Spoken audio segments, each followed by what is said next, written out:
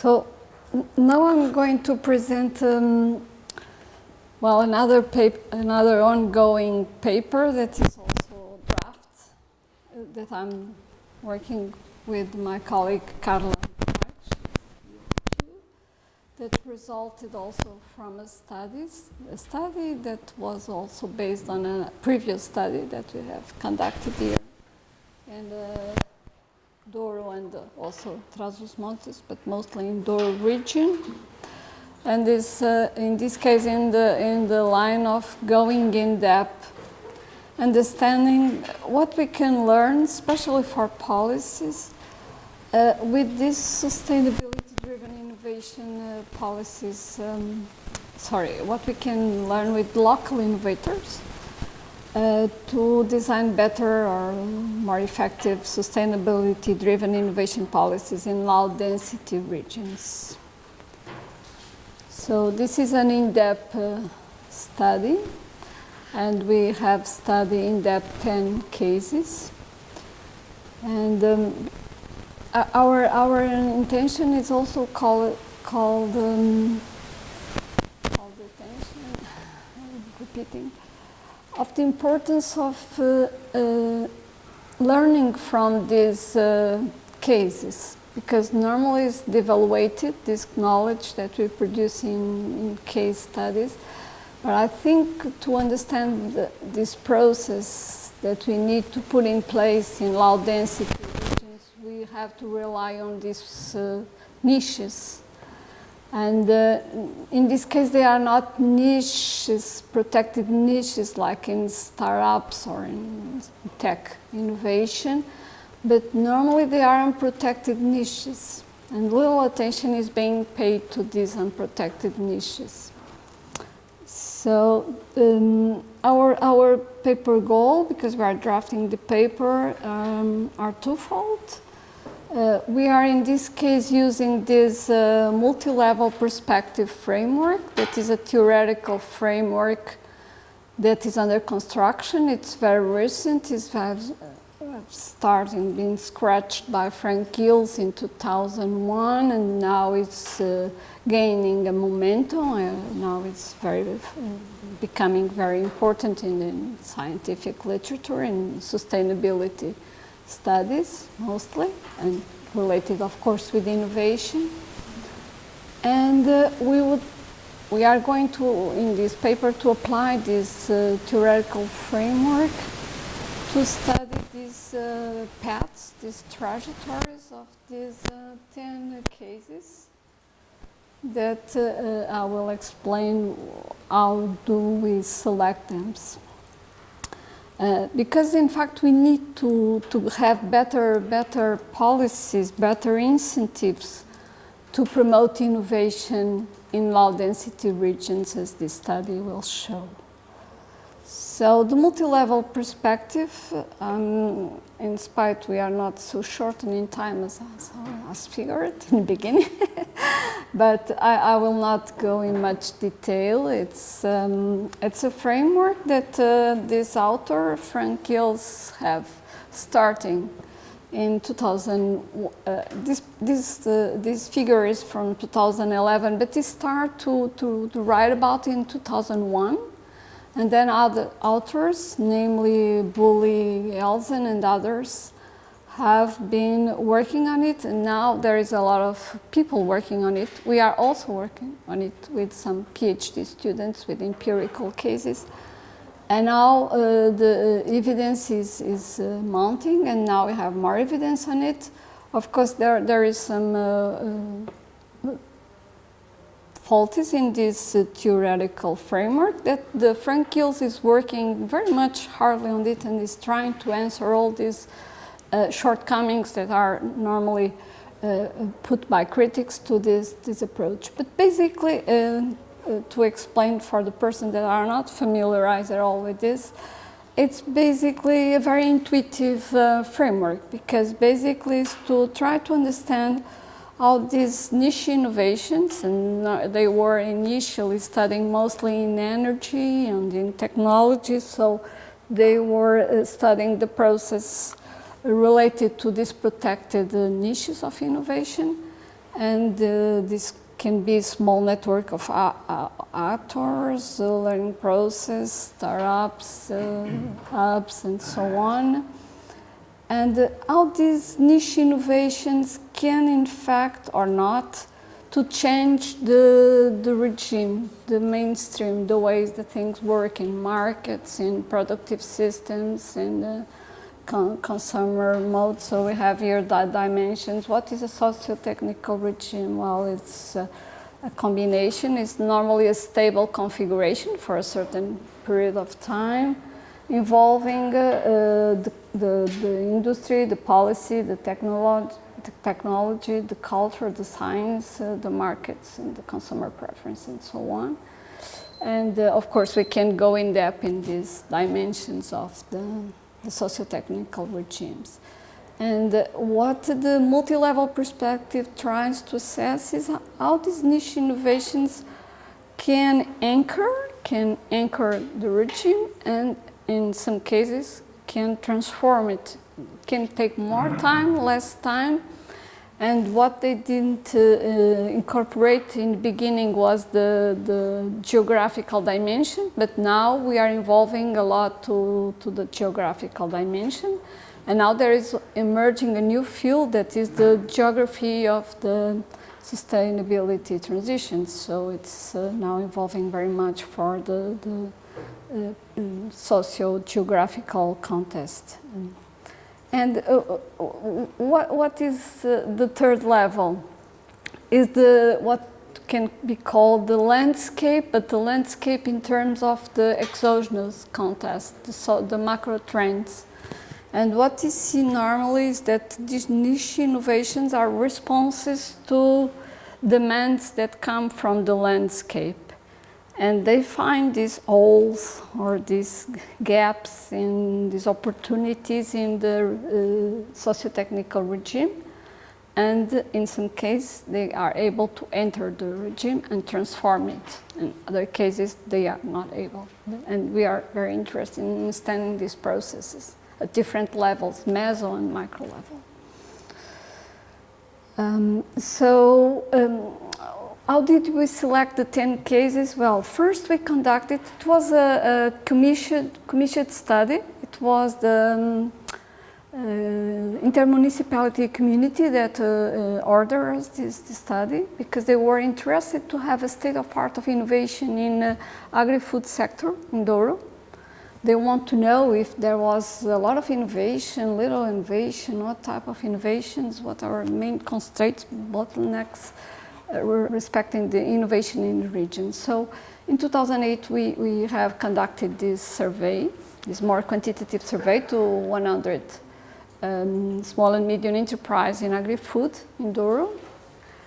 And our conclusion, well, was not very enthusiastic, unfortunately, because we didn't find actually a very innovative sector in the region. We found that was a segment that is the Douro DOC wines, very placed in this marketplace in premium, super premium niche markets that actually were innovative because they result from a disruptive innovation in terms of the business model. It was a creation of a new business model that create this new brand, the DOC wines, the Douro DOC wines. But for the others sectors and for the wines in general, we didn't find very innovative patterns. Of course, there are innovations, etc. But we didn't find well, I don't know if it was expected or not, but we didn't see much innovation. Of course, we covered this period from 2013 to 2017. So in 2017, this agenda 2014-2020 was still ongoing. Well, there might happen something in between 2007 and 20, but probably not. Well, that means that we cover both the post-crisis, the post-financial crisis, and part of the smart specialization strategy. and the smart specialization strategy in the North region focused very much on Douro DOC wines. So it was already selective and already target these Douro DOC wines, and didn't pay so much attention to other emergent innovative trends that are in the region. But they are very micro scale, so they are not detected by policy so far. So, well, very rapidly, some conclusions. Of course, there are more conclusions, but well, we see without surprise that the agri-food in the region is dominated by wine, olive oil, smoked meat products that are, well, empirically everybody knows, even the policymakers, that smoked meat products are very important, but they are not so important in terms of policy. They are normally neglected products, especially outside of the mountain areas, because they are normally more connected with these Trás-os-Montes mountainous areas and not so much with Douro. And we see a high degree of integration in external markets, what creates this connection with the landscape. So they are, in some cases, very connected with the landscape. Of course, without surprise, the farms are very small, micro, most of them. In spite of, we see that there are some sustainable scale-up micro trends that we also explored with these 10 case studies. Of course, we see also without surprise that it's very difficult to enter agri-food sector. It's a sector that traditionally is studied because it's difficult for new entrants, because it demands resources, land, knowledge. For instance, in wine, they have to have a reputational capital, relational capital, and so it's, well, it's not surprising. In spite of policies need to play a role and to try to mitigate or to, at some point, withdraw some of these barriers to newcomers enter the agri-food sector and bring innovation to it. Other important findings, that most of these innovators, we are talking about 100 small and medium enterprise, relied mostly on funds. So I don't know where are the funds, but they don't get to the firms. That's good news. What is pulling innovation? Exporting, of course. The firms, the small and medium enterprises are more connected with external markets, are more innovation driven. So this relation to landscape, it's very important. And without surprise, we confirm literature findings that qualified leaderships pulls innovation internally in the firms. So the second step, it's about the 10 cases, what we call the publication best 10 cases. It is in Portuguese because it was a commissioned study, and we still didn't write the paper, so we didn't publish yet the paper, so it's in Portuguese. But what we select these 10 cases to cover these 4 main dimensions that were found critical by the policymakers, because we have discussed the first results with policymakers, and so they were very interesting in understanding through in-depth analysis how can we, how can they, or we all, incentivize growth in very small firms, scaling up business, how to facilitate new entrants in the agri-food sector, how can we enhance social and collaborative innovation that is very important in a very low density region, not only in terms of people but also in terms of business and ideas. So it is very important to create more conditions to reinforce the social capital and the bonds and the bridge and bonds to create social and collaborative innovation, and we observe very little of it. And then the environmental sustainability. In spite that is very tricky because we didn't observe directly an environmental sustainability innovation driven. With some exceptions, we find that for the process innovation in agro-industry, for energy savings, for logistics, and this, well, basically process innovation, very much associated with cost savings and process efficiency gains, not so much with markets and so on. But when we go in depth in these 10 cases, we see that environmental is there. Environmental sustainability is probably not for all the 10, but it's in all the 10 and in the most inspiring cases. In fact, they are sustainability driven, but on their own way. So it's more implicit. We have to study in depth to understand how they understand and how they put in practice this sustainability related to environmental dimension. So this is the approach. What we have done is we have used the methodologies this can call in literature discursive path narrative. So we have in-depth interviews. We have these interviews, and then we have in-depth interviews, and we also have done content analysis of websites and social media, because all these cases were they have their own web pages, Facebooks, or they were talked about in blogs or in other Facebooks, because they have some reputation. They are known in their small peers-to-peers networks or communities.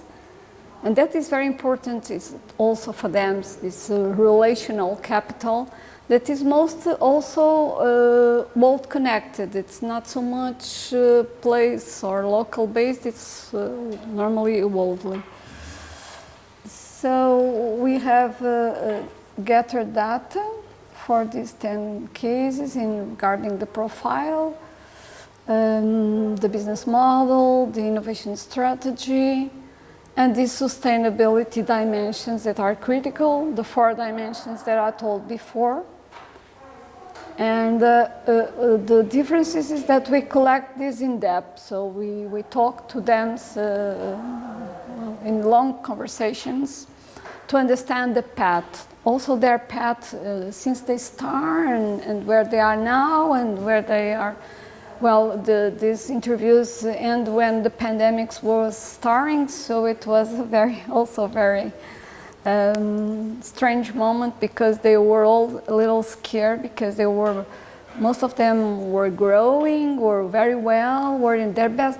2019 was their best year, and now in 2020 they were very scared because they didn't know. But still, most of them were planning to use this 2020 for reflection, and so they were also using the pandemics, the emergence of pandemics, as an opportunity to reflect about their business, because they have been growing so much in the previous three years, and they didn't have time to reflect about their own innovation and their work, so they were looking for also to have some time to reflect about. The publication is in Portuguese, but it's available online. So I'm not going to describe all the cases. They are described in the book as narratives, and it's much more interesting to read the narratives. Here I try just to compile and basically to highlight some of the similarities, the micro, so the smallness, and we have some business are medium, small, medium, and these are more consolidated business, They are more in the mainstream, so they are aligned with the socio-technical regime. But all these more disruptive are very small. Regarding the leadership, what can we can highlight? It's very entrepreneurial and also very connected to the family path, so their own story.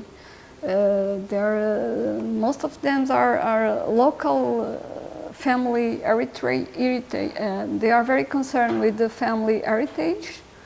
They don't want to abandon the heritage, the legacy of their families.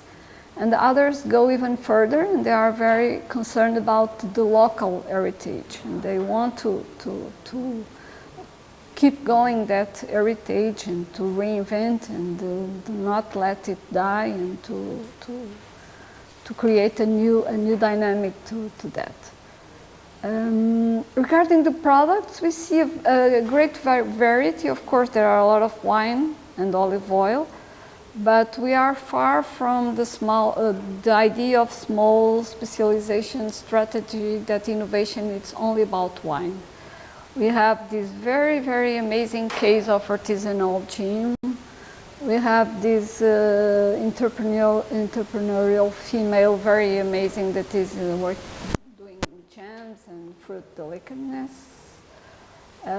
We have very good firms in agglomeration, more conventional agri-food, also in quality smoked meat products. We have a very interesting case that is called Soresa, that is trying to, it's located in Trás-os-Montes, and it's trying to create a cluster, a bundle of products, and branding a new, also very innovative in terms of branding. So it creates different products in order to take advantage of the productions of the region that are underused. Olive oil, chestnuts. They have, it's not here of course, but they have an informal arrangement with the honey production, the beekeepers. So they don't produce their own honey, but they commercialize honey that are produced by other beekeepers. So it's a very, very small business, a very interesting business that is driven by two partners. They are completely outside of agriculture. That's also, in some cases, very interesting because these people are new entrants and are not familiarized with agriculture. What they are recovering is their family legacy. In some cases, from the third generation. Well, the fathers, the parents didn't take care of the agricultural legacy, and now they are getting it. And we see also, like in this case of the cheese, a case we see a case that benefits from the incentives that are available. In fact, they incubate their business here, I think in UTAD, Carla knows better. So, which from these 10 cases, only this case has done this more conventional innovation niche approach of incubating the business in a formal incubator. Regarding the business model, well, we see also that there are very similarities. So these small entrepreneurs, they focus or they place in very high quality. So premium, super premium brands. They go to these contests, they get awards, they become known by the awards they win, and they, well, for instance, Wine and Soul, it's a very huge success. They become international, and now they are also nationally very successful. But normally they start to be successful abroad, and in some cases then they become also important cases for the national markets. Their innovation strategy, well, it's very related with their smallness. So we see in this, for instance, in this artisanal gym, what they do, he told me, the guy told me, thousands of micro distillations. We experiment, and then we try to find the best gin. So they are all very much actor-led collaborative networking. They collaborate, they have networks that they lead. These networks normally involve other peers, other producers, and mostly traders and clients. So they are very market-driven and associate with their niche markets where they operated. So they are not so much connected with the regions, with the region in some cases. In other cases, they are very connected. This more social-driven innovation of doces de puri. In fact, the lady is very much driven by helping and supporting the small holders that have fruits and that they don't sell and they go to the garbage. So it's a kind of circular economy with a social dimension. The lady is a very special lady. She's Carla, she's from where is she? She's South American. Yes. And she has been a high position in World Bank, and so she's a very international person. She married a Portuguese doctor from the village, and then she came to that village, and then she was motivated. So it's very particular cases. There is a story behind these persons. That's what interested to us to understand. What are the stories of these persons? Of course, you can say, well, but if this is very personal, so we cannot replicate. Well, it's not that so, because of course we can learn from them, and we can see how can we not eventually replicate, but learn what are the mechanisms, what are the instruments that can be incentivized by local governments, by the university. It can be our incubators, our research, and of course the special. Marriage, and of course marriage. Marriage.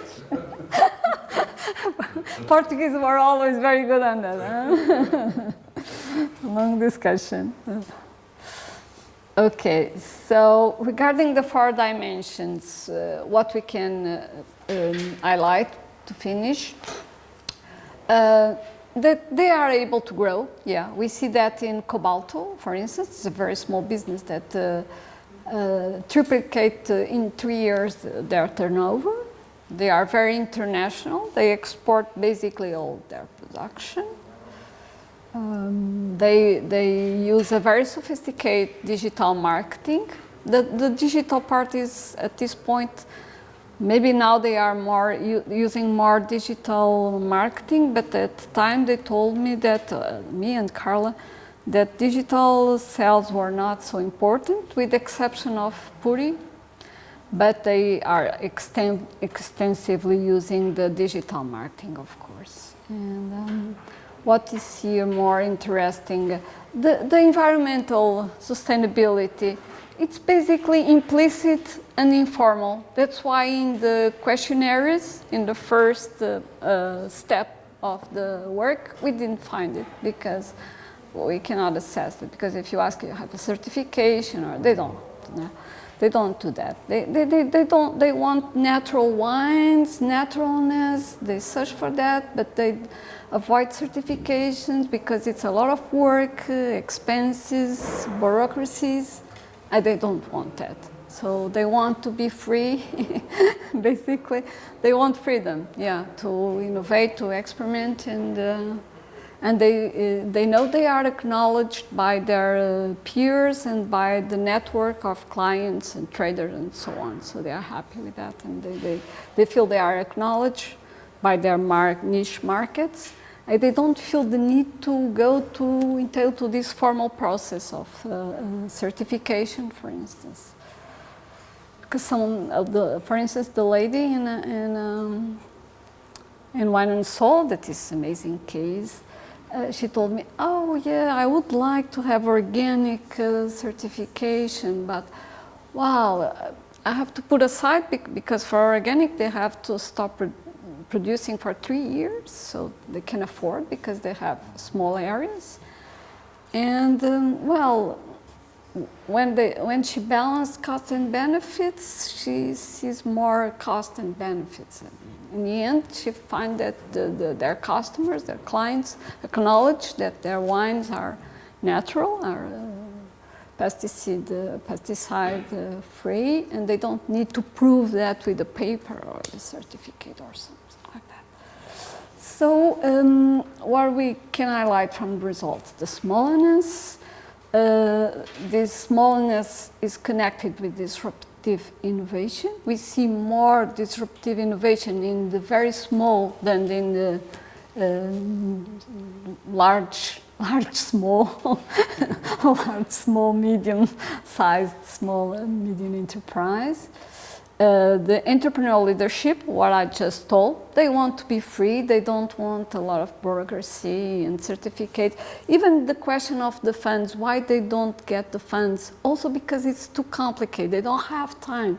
They are always innovating, they are always traveling, they are always talking to their clients, to their traders, and they working in vines or vineyards, working in olive yards, they don't have time for that. So, and yet they do a cautious scaling up. They minimize the risks.